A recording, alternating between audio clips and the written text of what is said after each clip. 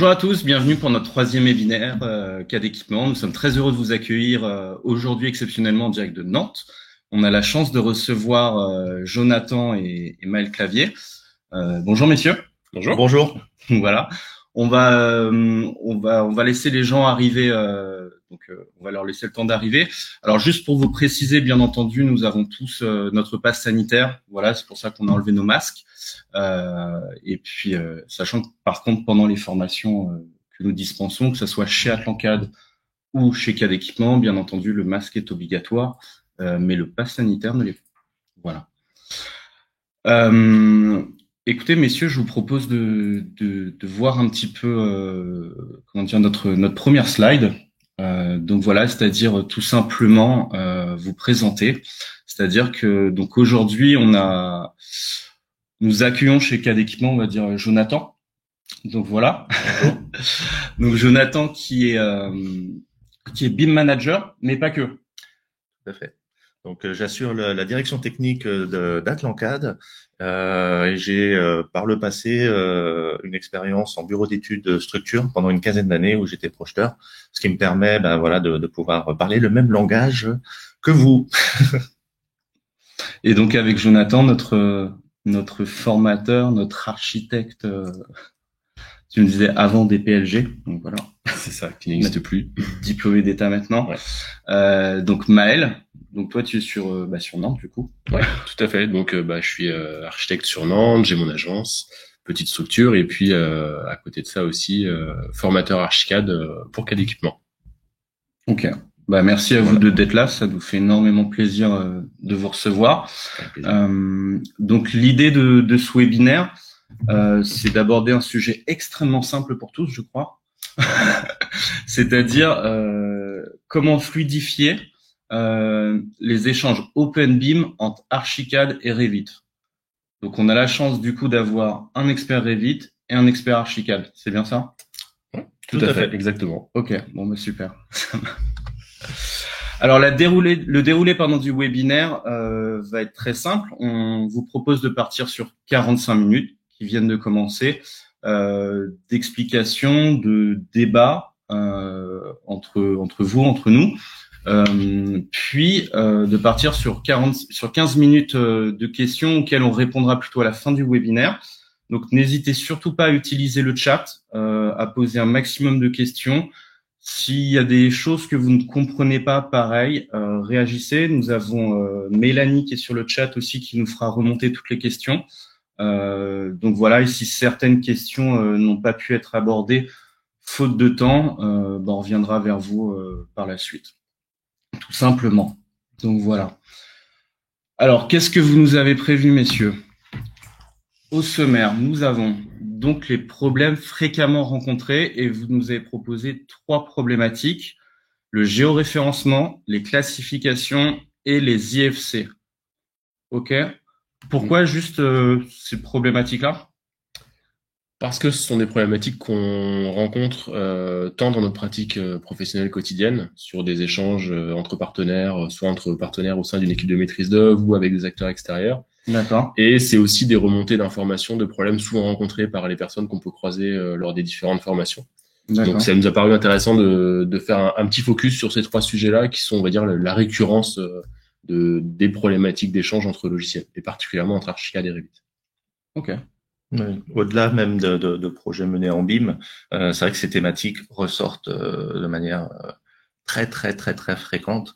Il suffit tout simplement même de regarder sur LinkedIn les articles ou des tutos, etc. C'est vraiment des notions qui sont dans le top 10 des préoccupations des utilisateurs.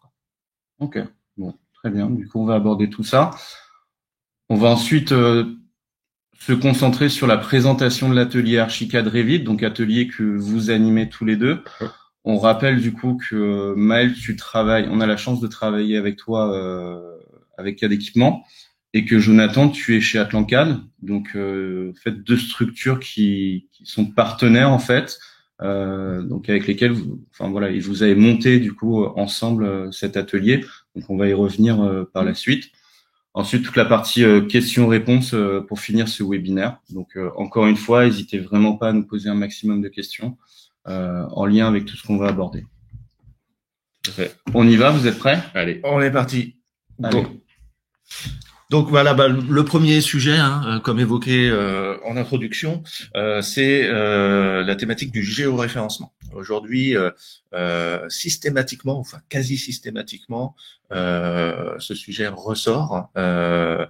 Les outils ont des approches différentes par rapport à ça. Et là, l'image que vous voyez, c'est une capture issue de l'atelier justement, donc une réalisation d'un des stagiaires en fait. Et justement, voilà. Typiquement, là, on est dans un décalage, on va dire, de la maquette structure par rapport à la maquette architecture.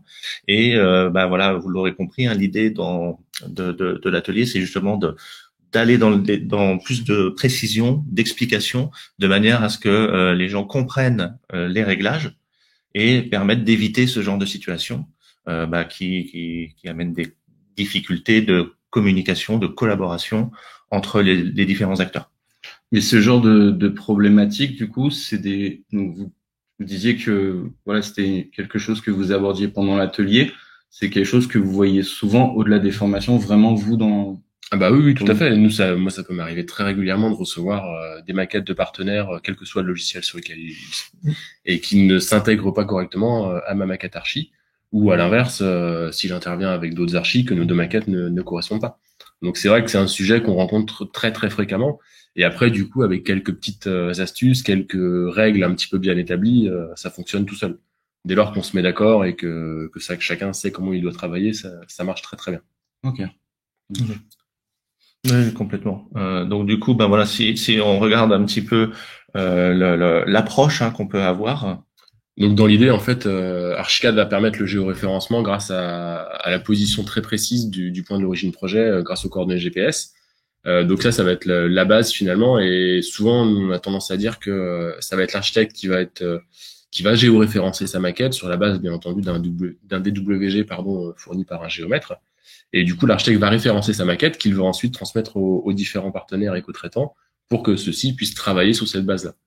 Et du coup, normalement, en général, sur ce simple fait, si tout le process se déroule comme il faut, ça fonctionne relativement bien. Donc dans Archicad, voilà, ça passe par l'emplacement projet qu'on détermine avec des coordonnées GPS. Donc on a des petites méthodes pour passer de coordonnées. C'est vrai que souvent les plans géomètres, on va les avoir en CC47, en Lambert, enfin voilà, sur des référentiels de coordonnées un peu différents, de pouvoir convertir ça sur des coordonnées GPS, de les intégrer comme origine projet Archicad, et après on peut démarrer la modélisation du projet de façon sereine, et on est sûr que les exports vont très bien se dérouler.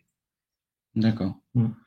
Oui, donc dans Revit, on a un système, on va dire, de coordonnées, enfin différents systèmes de coordonnées.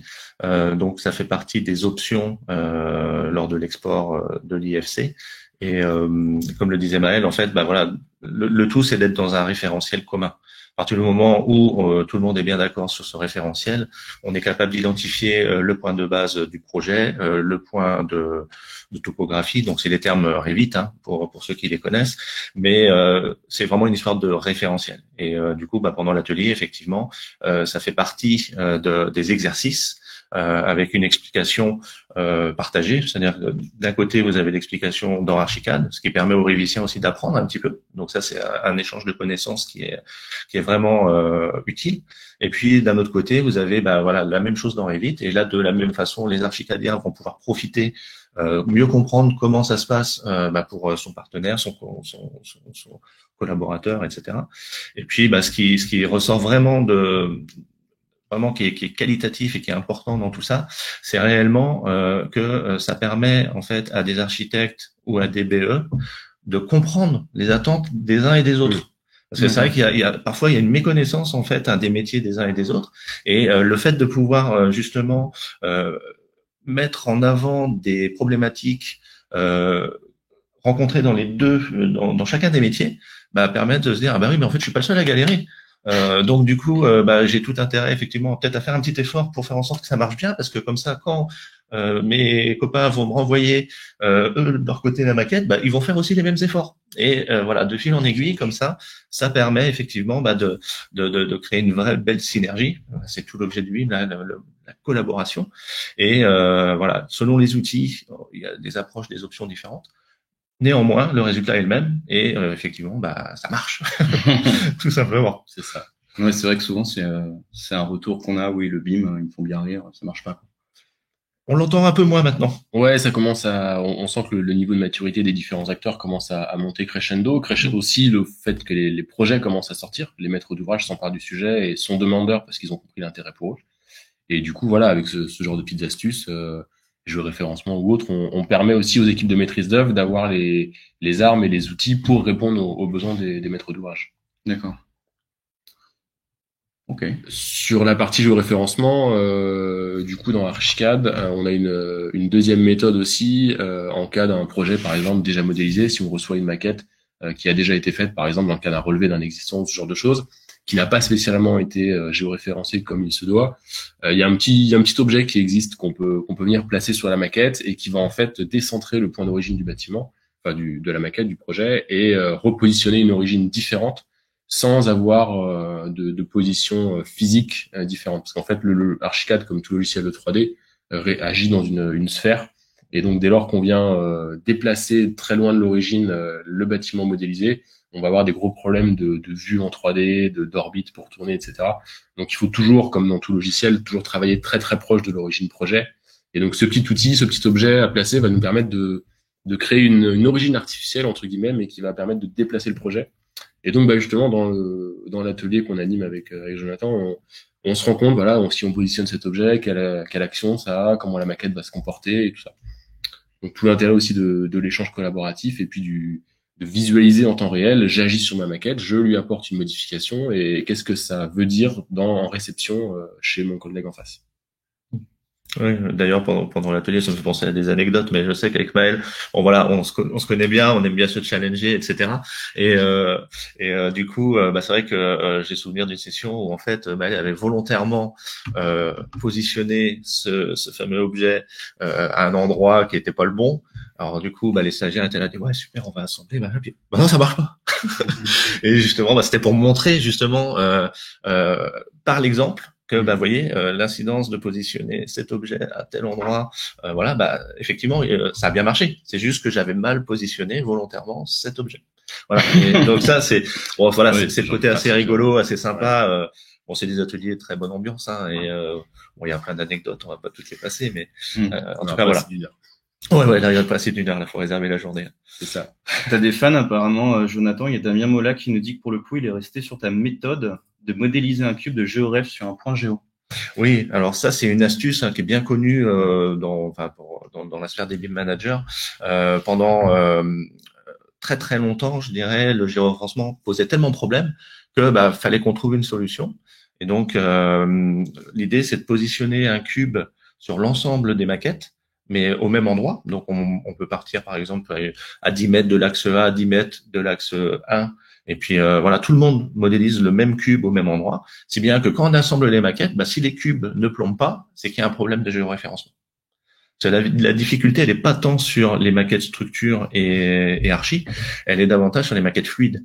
Là, il n'y a aucun mur, aucun on va dire objet physique qui permet de repositionner de manière précise des canalisations, des tuyaux, des chemins de câbles. Donc, grâce à ce cube, au moins on s'en assure. Et l'avantage également, c'est que à partir du moment où on a son cube, on va pouvoir faire correspondre les cubes. Il y a des outils qui permettent de le faire de façon à ce que lorsqu'on assemble les différents modèles, on peut travailler sa coordination de manière précise. Voilà. Donc c'est vrai que c'est une astuce qui est intéressante à avoir en tête dès lors qu'on travaille avec des personnes qui sont pas forcément hyper matures sur le sujet. Et en toute honnêteté, moi, je maintiens ce mode de fonctionnement parce que même si des gens maîtrisent bien, on n'est pas à l'abri d'une petite erreur et au moins on a un petit contrôle qui reste existant. On l'utilise, on l'utilise pas, mais au moins ça nous fait un petit check, quoi. Voilà. C'est ça. Pour rester du coup là-dessus, c'est un outil qui met un second cube sur la maquette, donc sur Revit pour vérifier la rotation. Alors après, ouais, là il y a plusieurs solutions. On peut partir d'un cube, mais on peut très bien dessiner un objet avec une forme particulière qui permettrait d'identifier également, je dirais, ce côté rotation. D'accord. Après, normalement avec le cube, c'est bon, on est dans le projet, tout le monde connaît son projet. Donc normalement, on arrive, c'est suffisant pour détecter, je dirais, s'il y avait un décalage, quoi. Mais ouais, tout à fait. C'est une très bonne remarque. Ouais, c'est pas la seule apparemment. Ok. Bon. Sur le géoréférencement, du coup, c'est l'un des sujets qu'on va aborder dans l'atelier. Donc après, effectivement, on pourrait y passer 2 heures, je pense, sans difficulté vu le sujet, vu les problématiques qu'on rencontre. Ouais, tout à fait. Ça marche. Alors du coup, l'autre sujet qu'on rencontre fréquemment, qui est un peu l'une des bases pour moi du BIM, c'est la question de la classification, parce que il va être très important de donner une identité à un élément. La classification fait appel à un système très normé de classe IFC, et que du coup chaque logiciel va l'interpréter de différentes manières. Donc nous, là, l'objet, c'est de faire en sorte que notre logiciel puisse comprendre la classification qui lui est propre, mais puisse la transformer en une classification IFC connue et maîtrisée de tous. Si j'exporte ma maquette Archicad, par exemple, sur l'image, on a un plafond qui est classifié en IFC slab, donc en dalle. Voilà, on sera pas forcément très pertinent. Si demain mon économiste a besoin de faire du maîtrise de plafond, par exemple, ou le maître d'ouvrage en exploitation maintenance, et là cette dalle va passer en dehors des radars. Et donc il va perdre la quantité et l'information à cause d'un défaut de classification. Parce qu'on n'a pas d'outil dalle, je crois, sur Archicad, c'est ça? On n'a pas d'outil plafond. On a l'outil dalle, effectivement, et effectivement Archicad, comme beaucoup d'autres logiciels de 3D, on va utiliser des outils alors qui s'appellent mur, qui s'appellent dalle, qui s'appellent poutre, mais qui sont finalement des vecteurs de modélisation. Et c'est pas parce que j'utilise l'outil mur que je vais modéliser un mur. Bien sûr. De la même manière, sur le plafond, c'est pas parce que j'utilise l'outil dalle que je vais modéliser forcément une dalle. Donc voilà, c'est tout cet intérêt de maîtriser son outil de modélisation, maîtriser le logiciel et faire en sorte que malgré tout, quand je fais un export, on parle tous la même langue. Et les classifications, pour moi, c'est ça, c'est un petit peu cette uniformisation finalement du langage pour que chacun puisse se retrouver les uns les autres. Très bien. Donc sur Archicad, du coup, donc c'est un petit peu ce que je viens de dire. Tu l'as pas? Voilà, c'est bon. Oui, je crois que c'est chez Jonathan, du coup, ça. C'est ça. Ça, voilà, c'est une vue je suis très ordonné, en fait, comme garçon. Donc, effectivement, pareil. C'est important. Ouais. Donc, comme le disait Maël, en fait, c'est vraiment un point important. Aujourd'hui, les différentes solutions de modélisation, évoluent, hein. Il y a des améliorations, on rajoute des catégories pour justement aider à cette classification. Et, tu disais qu'Archicad n'avait pas l'outil, plafond. Revit, c'est pareil, il lui manque des fonctionnalités, je dirais, de modélisation précise de certains types d'objets. Et donc, cette classification, elle est néanmoins extrêmement importante pour que l'échange puisse se passer correctement et que chacun des acteurs puisse comprendre le modèle de l'autre et surtout bien l'interpréter. Voilà. Donc il y a deux notions. Il y a effectivement la norme IFC, donc voilà, qui est quelque chose de très standardisé, etc. Et pour aider, en fait, on peut être amené à utiliser des classifications type Uniformat 2, par exemple. Je travaille beaucoup avec cette classification parce qu'elle est simple. Et puis aujourd'hui, j'ai l'impression que en France, on se dirige vers l'utilisation de ce type de normes, on va dire entre guillemets. Donc plutôt que de réinventer la poudre, autant partir sur quelque chose qui existe déjà. Donc c'est quoi la classification Uniformat 2 ? L'image du dressing est très parlante, hein. En fait, je rentre dans mon dressing, il y a quoi ? Il y a des vêtements. Voilà. Si je rentre dans l'armoire, là, je vais avoir des vestes. Si j'ouvre un tiroir, là, je vais avoir des chaussettes. Si j'ouvre la petite boîte, je vais avoir ma montre. Voilà, vous voyez, plus on va rentrer dans l'exploration de son dressing, plus finalement on va être précis dans la définition de l'objet. D'accord ? Donc ça, c'est très très intéressant parce que derrière, ça offre à tous les utilisateurs de la maquette numérique des clés de filtrage, d'accès en fait à l'information supplémentaire. Donc typiquement, moi je sais que sur les projets sur lesquels on met en place et on exploite clairement cette classification Uniformat, ça va servir pour les DPGF, ça va servir aussi pour la mise en relation de la maquette avec les articles du CCTP, voilà par exemple. Et donc ça a tout son sens de commencer dès maintenant, je dirais, à mettre en place de bonnes pratiques, même si c'est pas forcément demandé sur un projet, parce que on sent qu'on va vers là. La data aujourd'hui, c'est vraiment le pétrole de demain, qu'on va dire entre guillemets. Et je pense que voilà, c'est pas des notions complexes à comprendre, c'est pas des notions complexes à mettre en œuvre. Et l'IFC transporte très bien ce type d'infos et les outils la maîtrisent aussi très très bien. Et sachant que toi, en plus, en tant que BIM manager, comment ça se passe? Est-ce que du coup, dès le départ, tu contactes un peu les équipes pour leur expliquer un petit peu ton mode de fonctionnement, ou alors tu reçois tout et puis à partir de là, tu leur dis non les gars, c'est pas comme ça qu'on travaille. On essaie quand même d'être un peu plus dans la pédagogie, hein, parce qu'aujourd'hui, ce qui est important, tout le monde n'est pas au même niveau de maturité. C'est ça en fait. Ouais. Donc il faut vraiment ne laisser personne au bord du chemin, mais ça c'est le métier quotidien du BIM manager. Hein. Je dirais la première étape, c'est déjà l'écoute des besoins du client. Ça c'est primordial. Il faut qu'on sache ce qu'il attend de nous. Donc il va nous expliquer ses objectifs par rapport à une opération donnée. Ensuite nous, on va analyser ça, on va transcrire ça en cas d'usage. Et ensuite, avec ces fameux cas d'usage, là, on va pouvoir décliner qu'est-ce qu'il faut mettre en œuvre en termes de process et de méthodos sur la maquette. Et bien sûr, ce travail se fait conjointement avec l'ensemble de l'équipe de maîtrise d'œuvre ou avec les entreprises selon l'étape à laquelle on est dans le projet. Et ça arrive que certains acteurs du projet disent moi ça je sais pas faire. Donc là, il y a deux solutions. Soit alors on mesure en fait la difficulté d'aller quand même répondre à ce cas d'usage ou comment on peut aider la personne, ou soit tout simplement on indique au maître d'ouvrage que là il y a un point de difficulté. Est-ce qu'il est plus sage de baisser un petit peu le curseur et de se concentrer sur ce que tout le monde sait faire pour bien le faire? Ou est-ce que c'est vraiment quelque chose de fondamental pour le client et qui veut vraiment mettre en place? Et dans ce cas, on va trouver pour mettre en place une solution. Donc, comme pour répondre à ta question, non, c'est fait vraiment en concertation. Et donc, la classification uniformat 2, justement, c'est un sujet que j'aborde dans la réunion de lancement, en montrant, en expliquant. Et puis surtout, ce qui est important, c'est que il faut comprendre l'intérêt. Ouais. C'est ça qui est vraiment essentiel. Si on demande à des gens, mettez en place une classification uniformat 2, si on leur dit pas pourquoi, à quoi ça va servir, forcément l'adhésion elle est pas spontanée quoi. C'est ça, mais j'imagine que malheureusement ça doit exister encore aujourd'hui. Après ça va dépendre des approches. Hein. Je sais que moi je suis, alors peut-être de par mon métier de formateur aussi parallèlement, donc j'aime bien ce côté pédagogie. C'est ça. Maël, je pense que tu es exactement comme moi. Si on impose le résultat à obtenir aux gens, ça marchera pas. Faut comprendre l'intérêt de chacun. Et il faut aussi, ce qui est important, et c'est un peu ce qu'on développe dans l'atelier qu'on co-anime, c'est de donner les clés pour y arriver. Si la personne se retrouve devant son ordinateur et n'arrive pas ça sert à rien. Enfin voilà, si le résultat il est pas là, ça sert à rien. Donc voilà, sur le système des classifications, effectivement, dans Archicad, c'est des choses qui existent en natif. Il y a des classifications qui sont propres à Archicad, qui sont déjà très décomposées, pour reprendre l'image de Jonathan avec la boîte de la montre située dans le tiroir, etc. On peut même en recréer autant qu'on veut de classifications, si tant est qu'il en manque. Très honnêtement, c'est déjà bien fourni, mais on peut en recréer. Et surtout, ce qui est intéressant, c'est qu'on peut les mapper, on peut les faire correspondre à des classifications IFC qui sont connues de tous et comprises par tous les logiciels.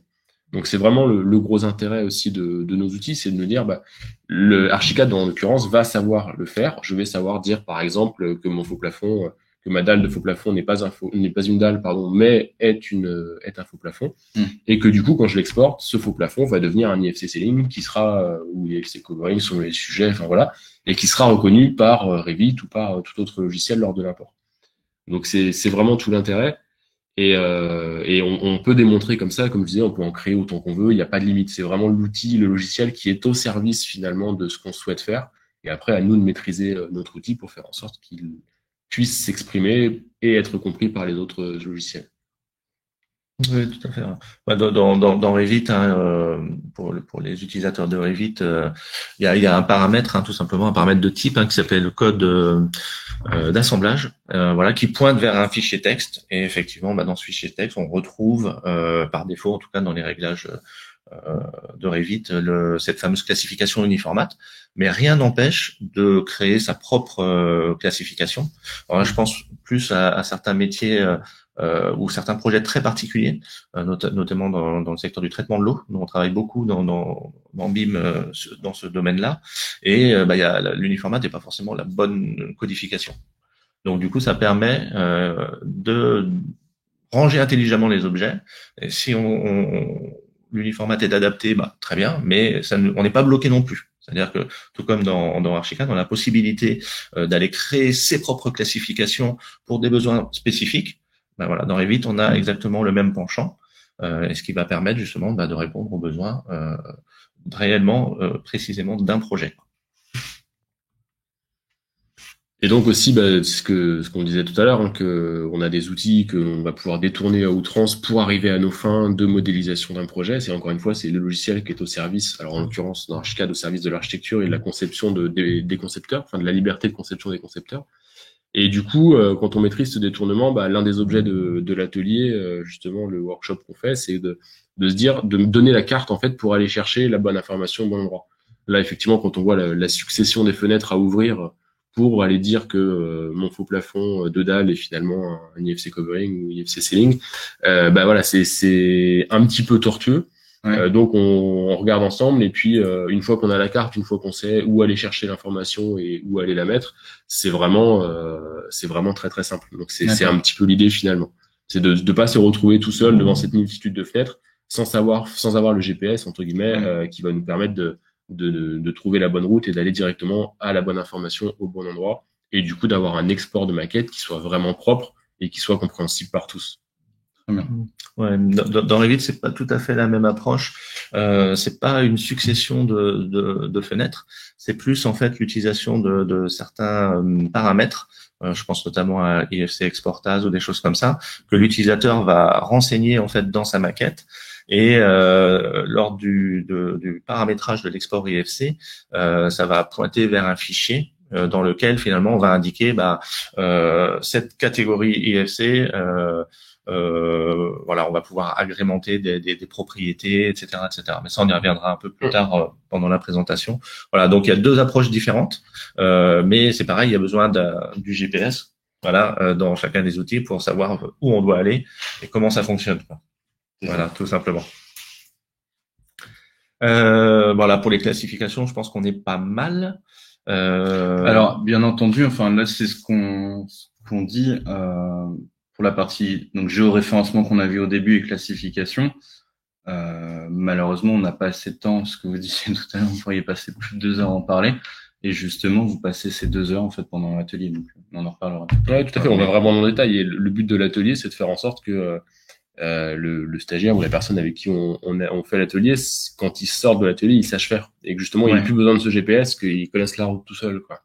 Donc c'est vraiment l'idée et on y passe autant de temps qu'il le faut et moi je considère toujours qu'il n'y a pas on est sur des formations où on en fait tous les deux, il n'y a pas de questions bêtes, il n'y a pas de problèmes qui sont insolubles. Il y a voilà, si des fois on a pu se retrouver aussi avec des stagiaires très très compétents ou qui nous poussent un petit peu dans nos retranchements de la connaissance de l'outil qu'on a, et on va trouver les solutions ensemble. On va peut-être prendre 2 minutes de plus pour être sûr de notre raisonnement, mais c'est vraiment l'intérêt aussi de cet atelier collaboratif, c'est qu'on est vraiment sur un système à l'image de ce qu'on veut, des valeurs qu'on défend entre nos logiciels, quoi. Sur la notion d'open BIM, on est sur du partage de connaissances et sur faire en sorte que tout le monde puisse communiquer, puisse parler la même langue et que chacun maîtrise son outil pour pouvoir échanger avec l'autre, quoi. Oui. Puis dans le format, ce qui est vachement intéressant, c'est que vous n'avez pas une personne formateur dans la salle, c'est que vous en avez 2. Et donc, forcément. Ça, c'est un inconvénient pour certains. Alors, ça dépend. Mais c'est clair que ça, c'est vachement intéressant parce que ça veut dire que vous avez une thématique, une problématique sur Archicad. Maël, tac, hop, il va venir derrière. Hop, ok, je te dépanne. Pendant ce temps-là, hop, il y a des problématiques sur Revit. Hop, moi j'y vais, etc. Donc, on a ce côté, je dirais, souplesse et réactivité parce qu'à partir du moment où il y a 2 personnes, inévitablement pour le stagiaire, c'est beaucoup plus confortable. Il n'y a pas d'attente et machin, etc. C'est très réactif, c'est très, puis c'est très sympa, ça taquine et tout ça. Donc ça c'est, ça c'est plutôt les aspects bon esprit, quoi. Mais bon, c'est vrai qu'on a des témoignages de personnes qui ont participé aux sessions précédentes et tout le monde a la banane et c'est cool, quoi. Donc c'est vrai que ça c'est vachement intéressant, comme tu dis. Au-delà de la formation des sujets réellement là, parfois on a un peu de temps parce que les personnes percute bien et tout ça. Tiens, en fait, je pensais à tel sujet, machin. Tiens, regarde, je te montre et machin. Voilà. Donc c'est vraiment en mode atelier, échange et tout ça, quoi. Et c'est vraiment ce qui est intéressant, c'est que c'est toujours, nous aussi, on apprend. Enfin, moi, c'est ce qui me passionne aussi dans la formation, c'est qu'on apprend finalement au quotidien. Et les personnes qu'on va rencontrer vont toujours venir avec leurs problèmes, qui va être différent du problème qu'on a rencontré sur la session d'avant et qu'on n'aura peut-être jamais rencontré ou qu'on aura rencontré différemment. Donc ça nous oblige aussi à nous repositionner, à nous re-questionner. Et finalement, on répond aussi concrètement à des cas de figure que on va tous rencontrer un jour ou que là la personne a rencontré. Donc c'est vraiment l'intérêt pour nous. Ouais. Oh, c'est top. Alors du coup, parce que je fais gaffe au chrono quand même, qu'on dérape pas trop. Hein. Exactement.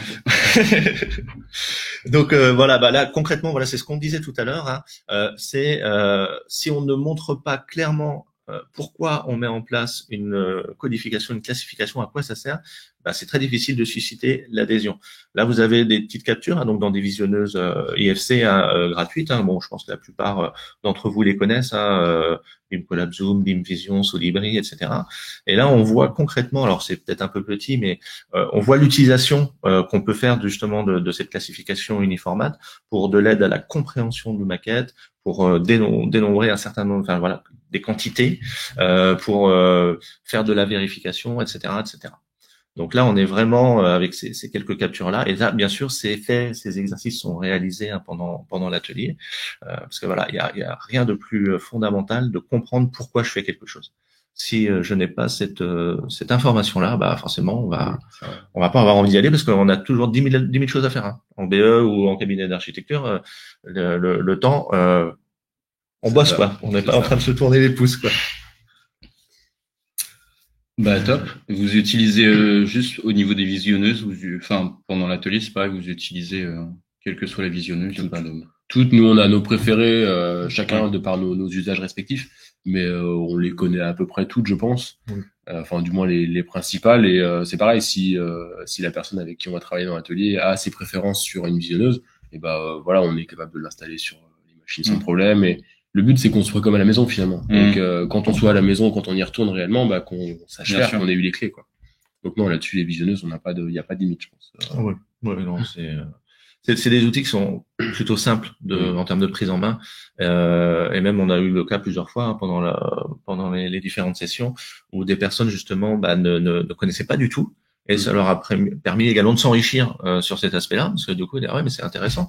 Plutôt que d'ouvrir l'artillerie lourde, parce que voilà, Archicad Derrick, c'est quand même des logiciels lourds, hein, puissants. Bah du coup, parfois, on reçoit une maquette. Avant d'aller l'insérer, on va peut-être simplement analyser cette maquette pour savoir si ça fonctionne déjà bien, etc. Avant d'aller charger ça dans l'outil de travail.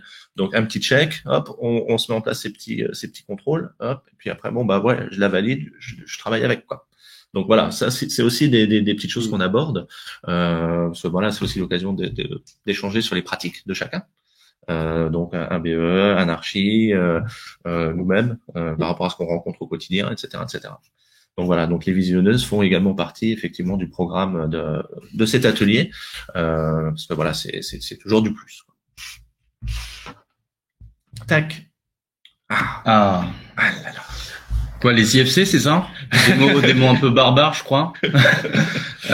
Donc là, vous en avez sélectionné quelques-uns: Blinksmart, P7, BCF, MVD, OpenBeam. Le premier, alors qui parle pas forcément à tout le monde, des gens qui sont présents notamment sur le chat et qui nous regardent ou qui nous regarderont en replay, c'est tout bête, mais les IFC, c'est quoi? L'IFC, c'est le format d'échange normalisé, standardisé, qui va être lu par beaucoup, voire tous les logiciels aujourd'hui. Aujourd'hui, un logiciel, pour se revendiquer BIM, entre guillemets, doit être capable d'intégrer, de lire un IFC et également d'exporter une maquette de qualité en IFC. Donc l'IFC, voilà, c'est ce format d'échange. C'est un peu ce qu'on dit d'information, c'est un petit peu le PDF finalement de la lecture de tous les documents. C'est quelque chose, on va tous avoir à un moment donné quelque chose pour le lire. L'IFC, c'est ce format d'échange. Et du coup, effectivement, qui appelle beaucoup, c'est une langue à part, quoi. Donc on parlait de GPS tout à l'heure, là on est plutôt traducteur, mais c'est un petit peu ça aussi l'idée, c'est que bah voilà, quand quelqu'un qui n'a pas forcément ou qui fait son premier projet BIM va recevoir une convention rédigée par un BIM manager, qu'on va lui imposer un MVD Coordination View 2.0, bah voilà, on peut se poser la question 3 minutes, à quoi ça sert, quoi. Donc l'idée, c'est un petit peu ça, c'est de balayer les différents sujets qu'on va pouvoir rencontrer dans le cadre d'un projet BIM, qui soit normé, qui soit pas normé, Il y a aussi beaucoup de BIM aujourd'hui, je pense, qui se fait. Enfin, en tout cas, moi, dans ma pratique, c'est ce que je rencontre. Moi, aujourd'hui, tous mes projets que je fais à l'agence sont en BIM, alors que pour autant, je dois en avoir un seul, je pense, avec une demande exprimée de la maîtrise d'ouvrage. Parce que mes partenaires bureau d'études avec qui je travaille, on a compris la logique finalement et l'intérêt de mettre en place ce process et d'échanger nos maquettes. Donc même s'il n'y a pas de convention, même s'il n'y a pas de normes de l'échange finalement, le simple fait de pouvoir travailler en 3D, d'exporter ma maquette, d'importer celle de mon partenaire, etc. Et ben ce simple fait-là en fait facilite le quotidien, facilite les revues de projet, facilite les prises de décision et est garant d'une meilleure qualité du projet au final en construction. Donc voilà, tout ce jargon un petit peu particulier. Chacun de nos logiciels va traiter les choses de chaque manière. Par exemple, les P7, c'est la notion de propriété dans Archicad. C'est pareil, comme pour les classifications, on peut créer autant de propriétés que l'on souhaite, qui vont avoir un gros avantage d'automatisation des tâches, de l'information.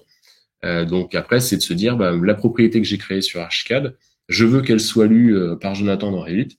Donc, qu'est-ce que j'en fais? Comment je la map? Comment je la convertis finalement en propriété IFC pour qu'elle puisse être lue et que cette même information incrémentée une seule fois dans la maquette, finalement, elle continue à vivre, quel que soit le logiciel dans lequel elle va être, et que on puisse tous, à un moment donné, la récupérer, l'exploiter et qu'elle vive tout le long du projet.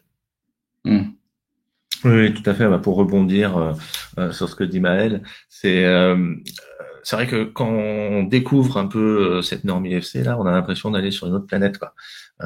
IFC slab, IFC colonne, etc. Il y a tout un tas de paramètres, etc. Donc quand c'est nouveau, on ramène une difficulté un peu supplémentaire par rapport à ça, et on désamorce tout ça en fait pendant la session, parce que ces termes finalement, une fois qu'ils sont expliqués, je dirais, voilà, on l'a entendu une fois, on l'a vu une fois, donc voilà, c'est bon, ça match après derrière. On sait à quoi ça correspond, même si on n'est pas, même si la personne, je dirais, ne retient pas la totalité finalement de la définition, on va dire entre guillemets, au moins elle sait que ça existe et elle sait à quoi ça correspond. Donc ça, c'est essentiel.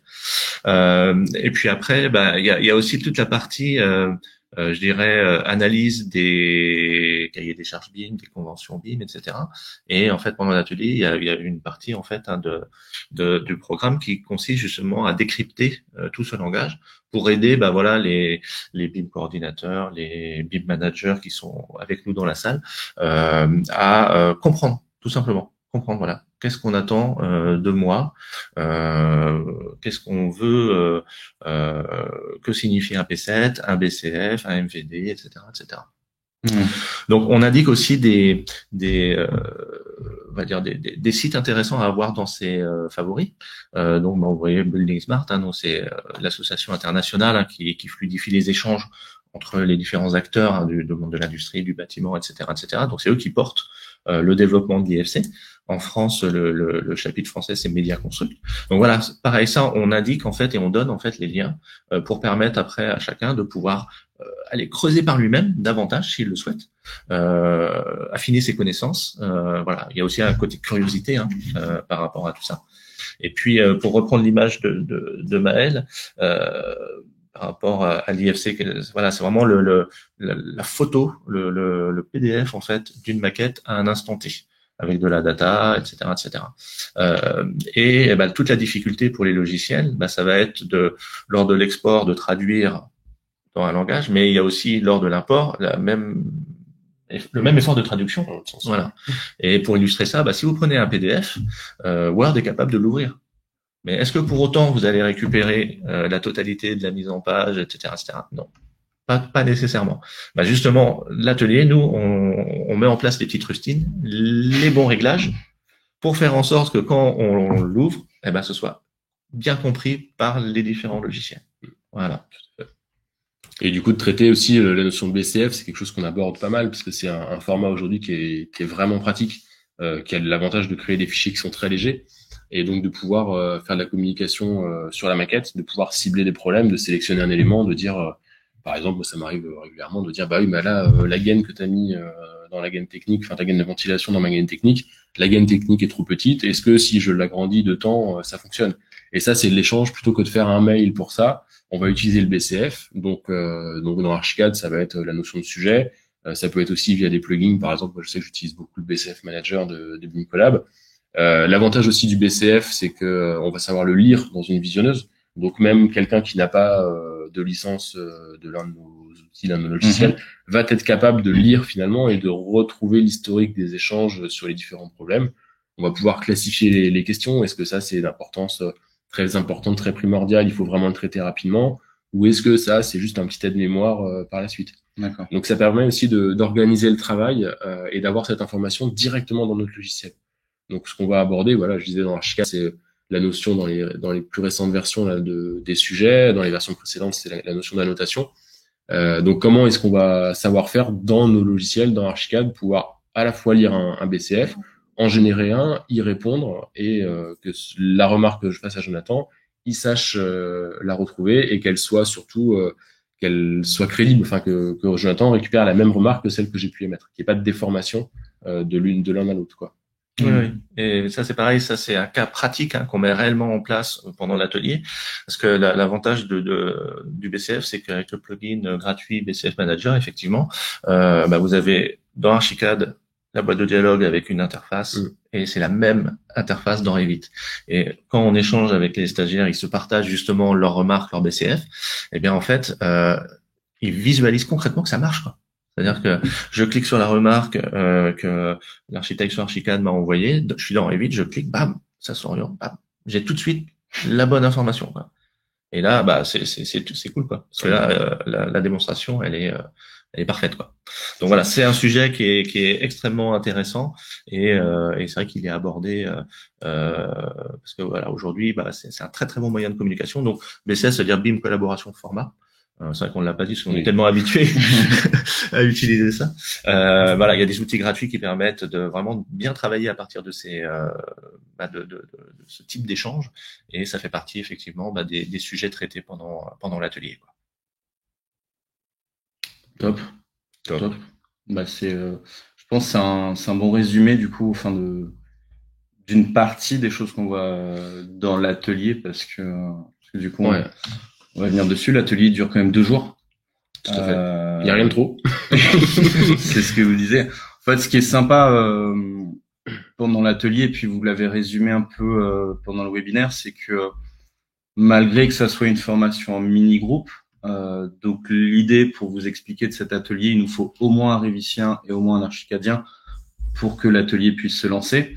Donc voilà, mais l'idée c'est que même si tu as 4, 5, grand maximum 6 personnes, on va quand même personnaliser un maximum en fonction des difficultés rencontrées et des besoins de chacun.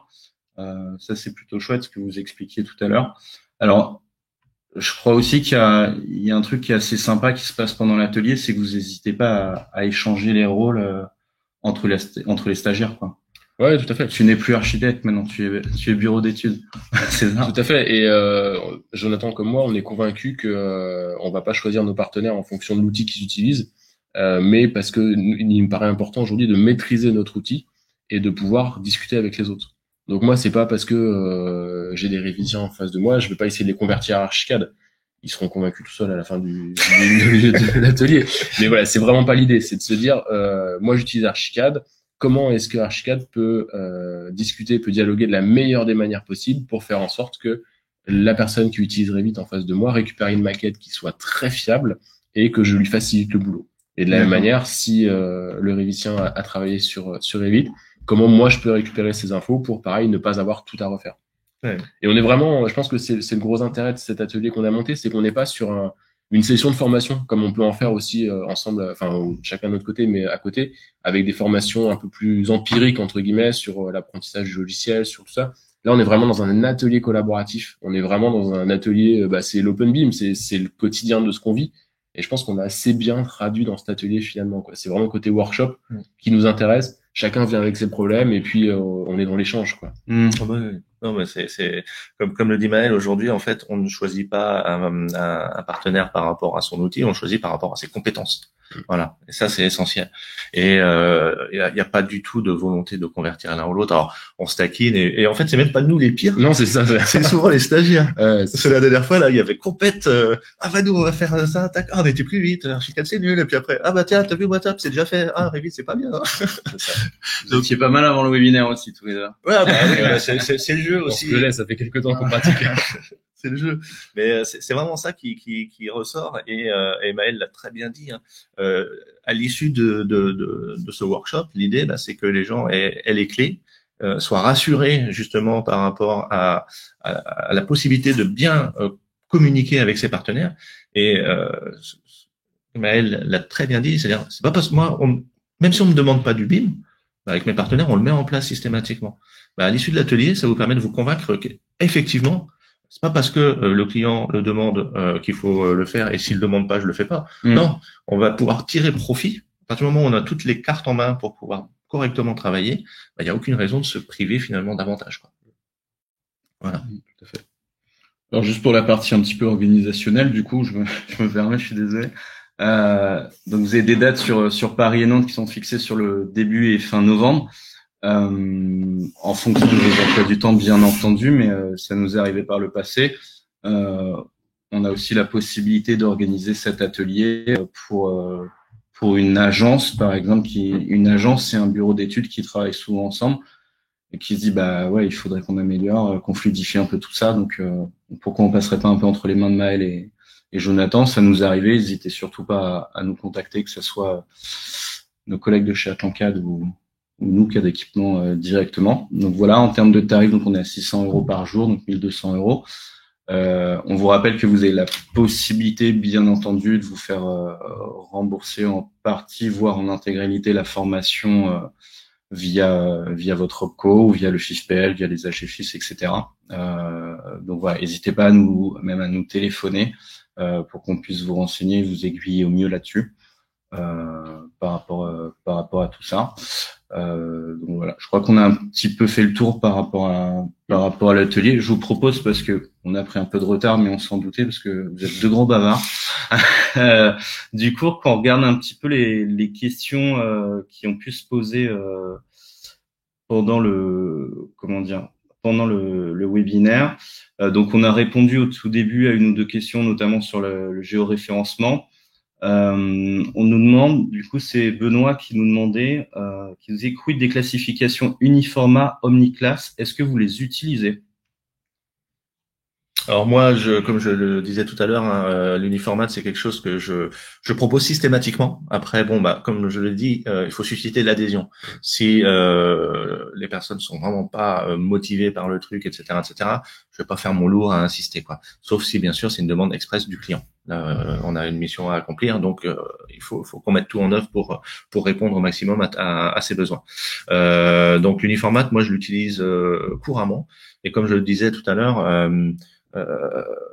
Je commence à pas mal travailler par rapport à l'exploitation justement de cet uniformat pour les DPGF, les CCTP, des choses comme ça.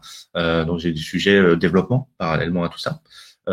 Donc du coup, clairement oui. L'omniclass, un peu moins. Alors après, c'est vrai que dans les familles Revit, on a cette notion, mais bon, pour l'instant, j'ai pas eu de demande express par rapport à ça. Et voilà, moi j'essaie toujours d'avancer pas à pas pour être efficace. Et donc l'uniformat, clairement, ouais, moi je l'utilise énormément en fait sur les projets. Moi peut-être un petit peu moins parce que moins d'expression de demande aussi. Par contre voilà, l'intérêt c'est de se dire que on sait que ça existe et les quelques fois où on me l'a demandé, on sait faire, quoi. Donc c'est vraiment l'intérêt. L'omniclass pareil, un peu moins. Après, le gros des échanges aujourd'hui que je vais pouvoir faire dans mon activité de maîtrise d'œuvre en tant que tel, c'est vraiment sur de l'échange informel, on va dire, de maquettes. Et une bonne classification de base sans codification derrière peut suffire à faire 90% du boulot, je pense. Donc, mais par contre, oui, l'uniformat, ça arrive. D'accord, ok. Et tout ce qui est notion d'IFC Space, c'est d'IFC Zone via les objets natifs. Ouais, Archicad le gère très bien, hein, c'est l'outil zone. C'est ça. Après, pareil, on a différents types de classifications internes qui sont mappées après vers les classifications IFC. Donc, oui, on a des outils qui peuvent le faire. Moi, aujourd'hui, je fais des exports avec même que des IFC space, que des zones, pour que le BE thermique puisse faire une partie de sa STD en récupérant ces modélisations-là. Donc concrètement, c'est des choses qui au quotidien qu'on utilise et qui fonctionnent très bien. Ok, ça marche. Il y a Vincent qui nous posait une question notamment, mais je crois qu'on y a répondu notamment sur s'il demandait si on était obligé de modifier manuellement dans Archicad la classification d'une dalle pour la mettre en plafond. Oui, mais c'est un petit menu déroulant dans le dialogue de réglage de l'objet. Et la plupart du temps, de toute façon, juste en passant sur la bonne classification Archicad, de base, à l'export, ça te donnera une bonne classification IFC. Le mappage qui existe de base entre les classifications est très très pertinent. Donc c'est 2 clics à faire, c'est vraiment ultra simple. Une question de Vincent, mais qui est assez longue. C'est d'y arriver. Je suis sur Revit, mais souvent des problèmes de récupération des maquettes IFC dans Archicad, notamment sur la présence des IFC Space, zone dans Archicad. L'export doit être correctement fait dans Archicad et il faut récupérer l'IFC dans Revit pour récupérer les zones Archicad en pièces Revit. On peut alors recréer des espaces et des zones dans Revit. Ouais. Alors la particularité dans Archicad, en l'occurrence, c'est que de base, quand on affiche une 3D, la zone n'apparaît pas. Donc si on génère son IFC depuis la fenêtre 3D et que les zones ne sont pas affichées, forcément elles ne vont pas s'exporter. Donc déjà dans Archicad, il faut faire en sorte via les filtres de vue d'afficher les zones pour faire en sorte qu'elles passent à l'export. Et ensuite, dans les traducteurs qui permettent l'export IFC dans Archicad, il y a une petite case à cocher à un moment donné qui permet d'exporter justement ces zones en limite d'espace pour faire en sorte qu'elles soient intégrées dans les autres logiciels. Donc il y a deux réglages à trouver, mais oui, c'est tout à fait possible, bien sûr. Oui. Après, dans Revit, c'est pareil, hein, c'est comme dans Archicad. Par défaut, si on exporte un IFC, en fait, s'il y a des objets masqués, je dirais, dans les réglages, il y a des cases à cocher pour dire exporter uniquement les objets visibles, exporter les pièces, etc. Donc, à partir du moment où on sait où aller pointer, je dirais, pour pouvoir pour pouvoir créer un bon export, derrière, après, c'est tout à fait faisable, quoi. Et typiquement là, ce que décrivait Vincent dans sa question, ça c'est des choses qu'on rencontre pendant l'atelier, où justement, tiens, je comprends pas, j'ai pas tes pièces. Ah ouais, mais attends, du coup, hop. Et là on explique en fait, on va dire, la méthode, et puis après, les gens peuvent constater que effectivement, là maintenant avec ces réglages là, je récupère bien les infos que je voulais, c'est super, c'est cool, voilà. Donc c'est typiquement un cas qu'on rencontre pendant ces 2 jours, quoi. Vous êtes prêts pour une autre belle question? Allez, vas-y. Ok. Petite question OpenBeam Revit Archicad. Pourquoi les DWG extraits de la maquette Archicad géoréférencés font un message d'erreur, ne partagent pas le même système de coordonnées que l'autre lorsqu'ils sont liés à l'emplacement partagé dans Revit, en plan par exemple, alors qu'ils se superposent parfaitement en X et Y? Je ne la répéterai pas. Il y a plusieurs sujets. Je pense que déjà, il faut bien distinguer aussi la différence entre un export géoréférencé en 3D et un géoréférencement issu d'un DWG. Dans Archicad, c'est 2 sujets qui peuvent se traiter de la même manière si tant est que tout soit paramétré comme il faut, mais c'est aussi 2 sujets qui peuvent se traiter différemment, entre autres avec le petit objet dont on parlait tout à l'heure, d'IFC Site. Donc aussi, c'est de voir comment l'export il est fait. Est-ce que on exporte un fichier DWG depuis une mise en page ou depuis une vue de projet? Donc ça, déjà, ça va changer beaucoup de choses aussi sur la qualité du DWG et sur les informations qui vont y être associées derrière. Donc il y a la question est un petit peu vague. Je la perçois un peu parce que c'est des sujets qu'on retrouve. Mais il y a beaucoup de réponses à trouver. Je pense que déjà la première réponse, c'est de dire ne pas exporter un DWG depuis une mise en page, mais bien depuis une vue.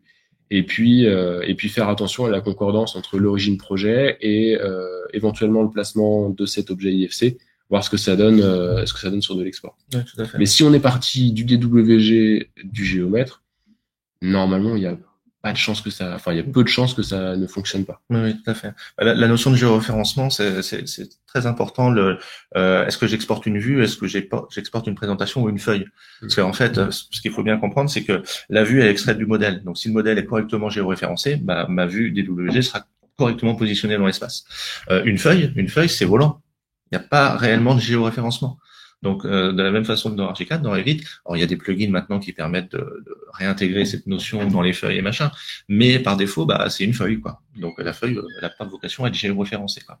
Donc, peut-être que c'est une première piste, mais comme la question est vague, on peut aller dans plein d'explorations et explorer plein de pistes, mais très clairement, ça c'est quelque chose qu'on peut tout à fait traiter de manière extrêmement précise en webinaire, en atelier. Faut amener les fichiers. Et puis allez, on retrousse les manches, on répond à la question. Oui, c'est ça, c'est vrai qu'on l'a pas précisé, mais pendant l'atelier, vous avez des fichiers qui existent justement sur lesquels il y a des erreurs que vous avez rencontrées, je crois, vous en préparant l'atelier, mais même professionnellement aussi. Et en effet, les stagiaires peuvent aussi apporter leur projet. Bien sûr, c'est conseillé, je crois. Oh ouais. Au contraire, nous on est demandeurs. Puis c'est le côté challenge aussi dont parlait Jonathan tout à l'heure. C'est ça. C'est ça, au contraire, bien sûr. D'accord. Bon, top. Ok pour les IFC, mais du coup, à quoi sert l'option d'enregistrement sous Revit depuis la 3D? Alors, c'est José Ruiz qui nous dit ça. Mais du coup, à quoi sert l'option d'enregistrement sous Revit depuis la 3D? Bon. Alors, je comprends pas la question. Si José peut éventuellement compléter. Ouais, on vous invite du coup à peut-être. Ou sinon à nous recontacter après, si jamais. Là, je vois pas trop la question. À préciser. Bon. Il est en train de taper la question. Je crois qu'on est plutôt pas mal au niveau timing. Donc voilà. Je vous remercie beaucoup d'être venu. À vous. Avec plaisir. Donc voilà, en espérant que le webinaire vous a plu, voilà, qu'il y ait plus. Et puis qu'on puisse se retrouver physiquement, réellement dans une pièce à pouvoir discuter de ces échanges durant les 2 jours qu'on peut passer ensemble, quoi. C'est tout l'intérêt pour nous aussi. C'est de retrouver des sujets. Exactement. Alors je crois que José a peut-être complété. Non, bon, tant pis. Ouais, donc du coup, par rapport à ce webinaire avec Maël, on s'était posé la question, parce que c'est vrai que c'est quand même un élément important, peut-être par rapport à ce que vous attendiez de ce webinaire. Donc on espère déjà avoir bien répondu à ces différentes thématiques, à vous avoir donné envie de venir nous rejoindre, qu'on travaille ensemble. Parce qu'on s'était posé la question, est-ce qu'on ouvre un outil et puis est-ce qu'on monte concrètement? Et on s'est dit, est-ce que ça va être simple, est-ce que ça va être facile, parce qu'il y a de l'Archicad, il y a du Revit, il y a des visionneuses, il va falloir switcher, etc. Donc on s'est dit, si on fait quelque chose de pas terrible, ça vaut pas le coup. Donc on a préféré vraiment concentrer sur sur des échanges, pour vous donner envie, pour vous expliquer l'état d'esprit, la philosophie de cet atelier. Et puis il y a rien de mieux que de venir vivre cet atelier. Donc n'hésitez surtout pas. C'est vraiment des moments sympas. Tout le monde sort enrichi de ces 2 journées-là. Et comme le disait Thibaut, en fait, c'est vrai que vous travaillez régulièrement avec des partenaires et des machins. Réfléchissez à monter, pourquoi pas, une session un peu extraordinaire. Et puis derrière on lance le projet, quoi. Donc voilà. Donc un grand merci en tout cas à toute l'équipe. Puis vous voyez pas derrière, mais il y a au moins 100 techniciens là qui s'occupent de tout, la lumière et tout ça. Donc non, c'est vraiment super bon moment. Et puis au plaisir de vous rencontrer. C'est ça. Je vois que José a précisé sa question. Depuis Archicad, effectivement, on peut exporter sous Revit. Il y a des petits plugins qui existent, mais l'inconvénient des plugins, ils nous offrent un résultat qui est relativement convaincant la plupart du temps. L'inconvénient du plugin, finalement, c'est qu'on voit pas très bien ce qui se passe derrière. Nous, tout l'intérêt, c'est de décortiquer un petit peu les différentes phases. Effectivement, on peut le faire. Par contre, si demain, j'exporte depuis ma 3D dans Archicad sous Revit et que le Revitien récupère mon modèle et qu'il n'est pas exploitable, je vais avoir du mal à trouver le bon paramètre à régler. Donc, c'est vrai qu'on essaye de s'affranchir des plugins d'automatisation qui existent et qui font le boulot parfois. Mais on essaye d'aller un petit peu plus loin et de vraiment comprendre toute la mécanique, vraiment ouvrir le capot, mettre les mains dedans et puis faire en sorte que ça fonctionne. D'accord. Merci beaucoup, messieurs. Merci beaucoup, Jonathan, d'être venu.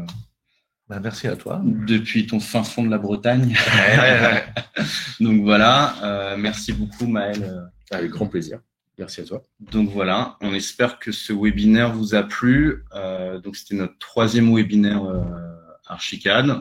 On risque de vous contacter dans les prochains jours pour avoir un petit peu vos feedbacks, savoir s'il y avait des des choses que vous n'avez pas dit, que vous auriez aimé partager avec nous, notamment. On vous donne rendez-vous le 30 septembre pour l'inauguration de nos bureaux, nos nouveaux bureaux parisiens, avec notamment 4 webinaires qui vont avoir lieu sur toute la journée, dès le matin avec Archicad, avec il va y avoir du SketchUp, il va y avoir 2 Vectorworks et il va y avoir un dernier webinaire en fin de journée pour vous assommer, présenté par ma part sur comment financer sa formation avec mon compte formation, tout un programme. Donc voilà, on vous remercie énormément de nous avoir suivis, et puis on vous dit au 30 septembre ou à très bientôt avec Jonathan et Maël notamment. Merci beaucoup. Merci bien. Au revoir.